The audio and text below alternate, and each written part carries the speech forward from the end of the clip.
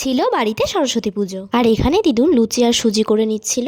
আর আমাদের জোগাড় কিন্তু মোটামুটি কমপ্লিট হয়ে গিয়েছিল। এখানে ভাইয়ের গিটার আর আমাদের বই খাতা ঠাকুরকে দিয়ে দেওয়ার পর চলে গিয়েছিলাম মিঠি রানীর বাড়িতে। যেহেতু ওর এবার হাতে খড়ি ছিল, তাই ও কিন্তু খুব সুন্দরভাবে সাজুগুজু করে নিয়েছিল, আর ওর পাশে আমাকে কেমন যেন লাগছিল।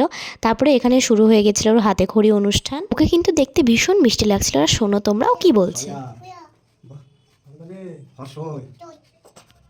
এবার কিন্তু সরস্বতী পুজোর তিথি দুদিন পড়েছিল, তাই আমরা প্রথম দিনই করে নিয়েছিলাম।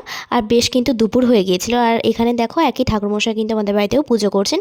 এরপরে আরতির পর হয়ে গেল অঞ্জলি। এরপর মিঠি রানীও আমাদের বাড়িতে চলে এসেছিল, আর ও উলু দিচ্ছিল আর কাসর বাজাচ্ছিল। এরপর শুরু হলো যজ্ঞ। যেহেতু আমার ভাই ভীষণ চঞ্চল, তাই ওকে দিয়ে এবার আহুতি করানো হয়েছিল।